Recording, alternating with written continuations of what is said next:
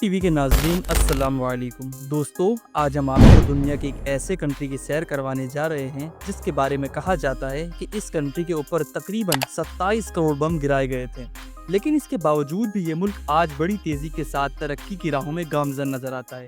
صرف اتنا ہی نہیں، اس ملک کی سرزمین پر لڑی جانے والی جنگ کا شمار دنیا کی تاریخ میں سب سے مہنگی ترین جنگوں میں کیا جاتا ہے، کیونکہ اس جنگ میں تقریباً $200 بلین خرچ ہوئے تھے اور 30 لاکھ سے بھی زائد قیمتی جانوں کا نذرانہ دیا گیا تھا۔ جی ہاں دوستو، آج ہم سیر کرنے جا رہے ہیں جنوب مشرقی ایشیا اور انڈو چائنا جزیرے پر واقع ایک قدیم ترین اور قدرتی حسن سے مالا مال ایک ملک ویتنام کی۔ آج کی اس ویڈیو میں ہم آپ کو ویتنام کی قدیم غاروں، دلکش آبشاروں اور پر رونق شہروں کی سیر کروائیں گے، اور اس کے علاوہ ویتنام کی 4000 سال قدیم تاریخ کے بارے میں بھی بتائیں گے، اور وہ تمام دلچسپ باتیں اس ملک کے متعلق ہم آپ سے شیئر کریں گے جس کے بارے میں آپ نے آج سے پہلے شاید کبھی نہیں سنا ہوگا۔ اس انٹرسٹنگ ویڈیو کا آغاز کرنے سے پہلے آپ تمام دوستوں سے گزارش ہے کہ اپنے اس چینل ٹریولر ٹی وی کو ضرور سبسکرائب کریں، اور اگر ویڈیو اچھی لگے تو لائک بھی ضرور کریں۔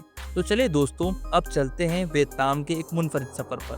ویتنام، اس ملک کا official name the socialist republic of Vietnam ہے۔ 3,31,690 مربع کلومیٹر رقبے کے ساتھ ویتنام کا شمار رقبے کے اعتبار سے دنیا کے 66ویں نمبر پر کیا جاتا ہے۔ ویتنام کی سرحدیں چائنا، لاؤس، کمبوڈیا اور مشرق کی جانب سے بحر الکاہل کے سمندر سے لگتی ہے۔ ویتنام پاکستان کے مشرقی جانب سے 4368 کلومیٹر اور انڈیا سے 3194 کلومیٹر کی دوری پر واقع ہے۔ دوستو، اگر بات کی جائے ویتنام کی قدیم تاریخ کی تو 111 قبل مسیح سے 950 قبل مسیح تک ویتنام کا شمالی حصہ چائنا میں قائم ہونے والی ایک سلطنت کا حصہ تھا۔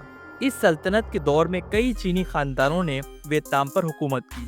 1900 صدی عیسوی میں جب فرانسیسیوں کی نظر اس علاقے پر پڑی تو فرانسیسیوں نے آنے والی کچھ ہی سالوں میں خانہ جنگی کے ذریعے اپنا کنٹرول ویتنام میں قائم کر لیا، اور پھر 1958 کو فرانس انڈو چائنا یعنی فرانس ہند چین کی بنیاد رکھی۔ 1888 عیسوی تک انام، ڈونگر، کوچین چائنا، کمبوڈیا اور ویتنام کے کافی علاقے اس فرانس کالونی کا حصہ بن گئے تھے۔ 1893 میں لاؤس کو بھی اس فرانسیسی کالونی کا حصہ بنا لیا گیا تھا۔ جنگ عظیم دوم کے دوران 2 دسمبر 1945 کو شمالی ویتنام نے فرانسیسی کنٹرول کو جب ویتنام میں کم ہوتے دیکھا تو آزادی کا اعلان کر دیا، جبکہ جنوبی ویتنام نے آزادی کے اعلان شمالی ویتنام کی آزادی کے 4 سال بعد یعنی 14 جولائی 1949 کو کیا۔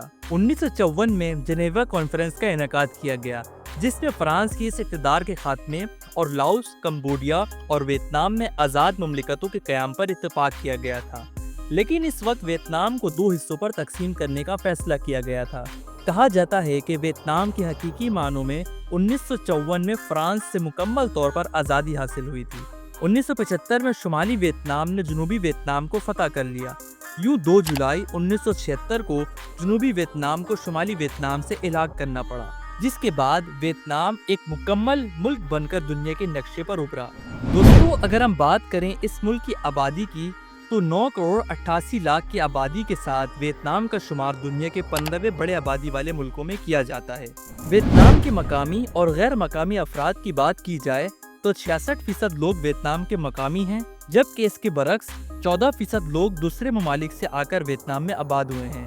اگر ہم اس ملک کے لوگوں کے مذاہب کی بات کریں تو بدھزم کے ماننے والے لوگ ویتنام میں سب سے زیادہ ہیں، 6% کیتھولزم، 1% پروٹسٹنٹ، 0.7% مسلم، اور اس کے علاوہ 64% ایسے لوگ بھی ویتنام میں آباد ہیں جن کا کسی بھی مذہب سے کوئی تعلق واسطہ نہیں۔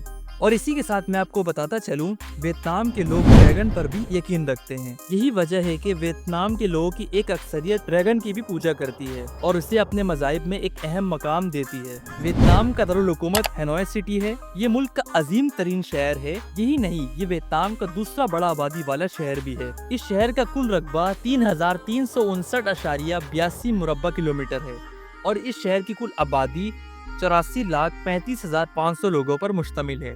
اگر ہم بات کریں شہر کی موسٹ وزٹڈ پلیسز کی تو ان میں Hanoi skyline, temple of literature, Hanoi opera houses, turtle tower اور اس کے علاوہ اور بھی بہت سی ایسے مقامات شامل ہیں जिसे देखने के लिए लोग खुसूसी इस शहर में आते हैं। दोस्तों, अगर आप वियतनाम के झंडे में सुर्ख रंग को देखें तो यह सुर्ख रंग उस खून को जाहिर करता है जो वियतनाम की जंग के दौरान वियतनाम के लोगों ने अपने वतन की आज़ादी की खातिर बहाया था। और सितारों के 5 किरणें किसानों, मजदूरों, दानिश्वरों, नौजवानों और फौजियों को जाहिर करती है। गोल्डन ब्रिज 150 मीटर तवील मुनफरद स्ट्रक्चर और महारत का हामिल अपने शानदार और अनोखे डिजाइन की वजह से न सिर्फ वियतनाम में बल्कि पूरी दुनिया में मशहूर व मारूफ है। मुनफरद नौइयत की इस पुल की खास बात यह है कि इस पुल को अगर आप देखें तो ऐसा लगता है कि इसको किसी हाथों ने थाम रखा है और लोग इस पर चल रहे हैं। सयाह सिर्फ इस मुनफरद ब्रिज पर चलने के लिए बड़ी तादाद में यहाँ आते हैं। दोस्तों, अगर हम बात करें इस मुल्क के दिलचस्प हकाइक की तो वियतनामी लोग कछुए को खुशकिस्मती की अलामत समझते हैं। ये लोग घरों में कछुए को पालते हैं क्योंकि इनका मानना है कि कछुए लंबी उम्र पाते हैं। इसीलिए अगर हम भी घर में कछुए को पालें तो हमारे घर वालों की भी लंबी उम्र हो जाएगी। वियतनाम की करेंसी को वियतनामी डोंग कहा जाता है। 87 वियतनामी डोंग पाकिस्तान 1 रुपए के बराबर है। वियतनामी लैंग्वेज को वियतनाम की कौमी और सरकारी जबान होने का दर्जा हासिल है। इसके अलावा और भी मुख्तलिफ जबानें वियतनाम में बोली जाती हैं, जिनमें चीनी, जर्मन, फ्रांसीसी, ननक और पोलिश शामिल हैं। दोस्तों, वियतनाम का कौमी जानवर बफलो है और कौमी परिंदा चैमलेक है। बांस के दरख्त को इस मुल्क का कौमी दरख्त होने का एजाज हासिल है, जबकि फुटबॉल को इस मुल्क का कौमी खेल होने का एजाज हासिल है। दोस्तों, वियतनाम में एक ऐसा गांव भी मौजूद है जो मुकम्मल पानी के ऊपर तैर रहा है। इस विलेज के रहने वाले बहुत सारे अफराद ऐसे हैं जिन्होंने कई सालों से जमीन पर कदम तक नहीं रखा। वियतनाम में आप रोड पर जहां भी नजर दौड़ाएंगे आपको सिर्फ बाइक ही बाइक नजर आएगी। इसकी बड़ी वजह यह है कि वियतनामी लोग ज्यादातर बाइक पर ही सफर करना पसंद करते हैं। दोस्तों, वियतनाम का कंट्री डोमेन नेम .vn है और इस मुल्क का कॉलिंग कोड +84 है। और इसके अलावा वक्त के लिहाज से वियतनाम पाकिस्तान से 2 घंटे जबकि इंडिया से 1.5 घंटे आगे है। वियतनाम की GDP 1.434 ट्रिलियन डॉलर है। मजबूत मईशत के लिहाज से ये दुनिया का 26वां बड़ा मुल्क है। माहिर मईशत का कहना है कि मुल्क का सालाना ग्रोथ रेट अगर इसी तरह रहा तो वियतनाम 2025 तक सिंगापुर से भी तरक्की में आगे निकल जाएगा। वियतनाम में बहुत बड़ी तादाद में काश्तकारी की जाती है। एक रिपोर्ट के मुताबिक वियतनाम के 50% लोग एग्रीकल्चर के शोबे से वाबस्ता हैं। ज़राअत के शोबे में सबसे ज्यादा अहमियत चावल के फसल पर दी जाती है। आप ऊंची नीची पहाड़ियों पर जहाँ भी नजर दौड़ाएं आपको चावल की काश्तकारी देखने को मिलेगी।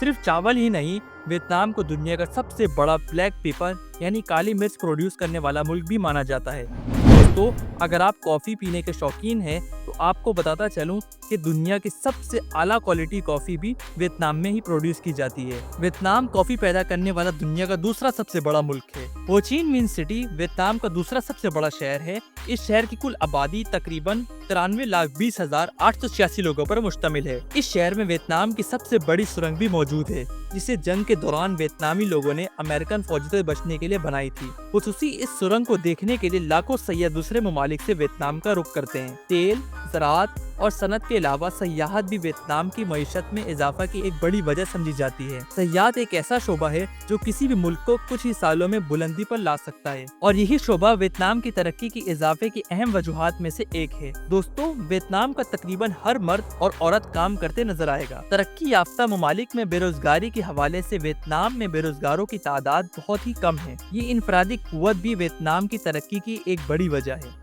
तो मौजूद दोस्तों, ये थी आज की हमारी वियतनाम के ऊपर एक इंटरेस्टिंग डॉक्यूमेंट्री। आपको कैसी लगी कमेंट करके जरूर बताइएगा। तो मिलते हैं इंशाअल्लाह एक और मुनफरिद वीडियो के साथ। तब तक के लिए हमें दीजिए इजाजत। अल्लाह निगहबान।